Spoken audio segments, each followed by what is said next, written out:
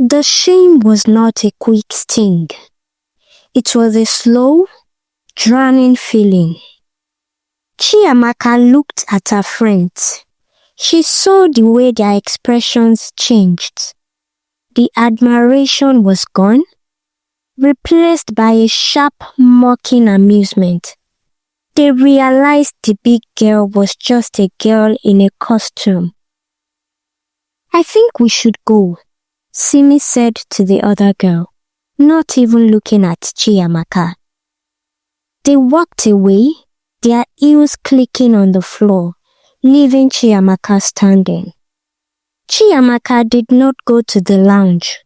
She did not even take an Uber. She walked to the bus stop in a yellow lace gown. The sun had gone down and the Lagos air was humid. By the time she got home, the bottom of the borrowed dress was stained with mud from the gutter.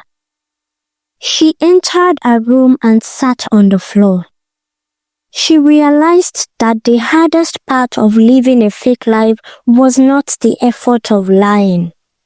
It was the fact that when the lie broke, she had nowhere to go but back to the very life she was so ashamed of. She sighed, changed her dress and went to a small stove to boil water. Tomorrow, she would have to return the dress and explain the stains. Tomorrow, she would have to find a way to pay Mrs. Obi. The next morning, the glamour of the night before felt like a bad dream. Chiamaka sat on a mattress looking at the borrowed items.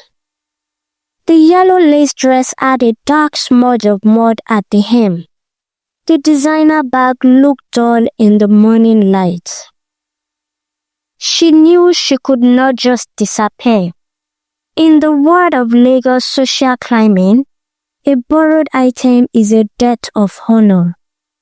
If she did not return them, she would be branded a thief on top of being a liar. Chiamaka packed the items into a black nylon bag. She took the public danfo bus, sitting squeezed between a woman selling fish and a man sleeping with his head lolling onto her shoulder. The heat in the bus was stifling, but she did not care about that. She wore a simple, faded dress and slippers. She headed to Nneka's house in Aja. Nneka was the one who had lent her the expensive bag.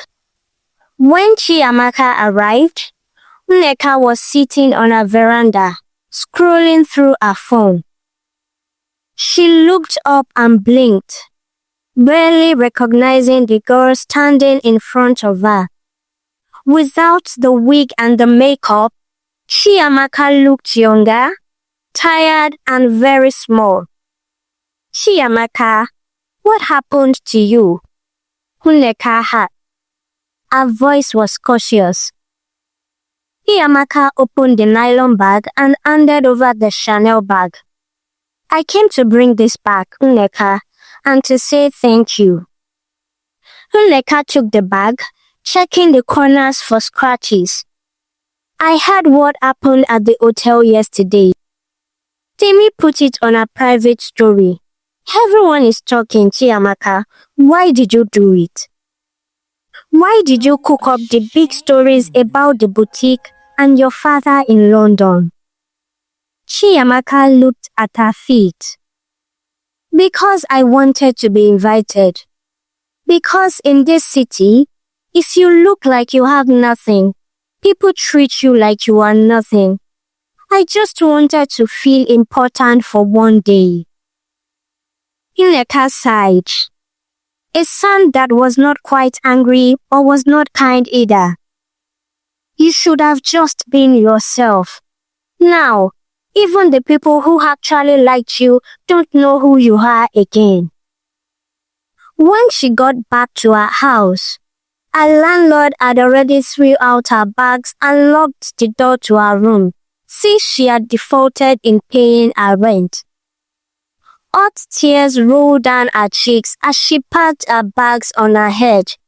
She had no choice but to return to her mother's old house at Ajegule. By the time she got home, her mother was already on the verge of death. Chiamaka sat in the quiet of her mother's room, tears blurring her vision.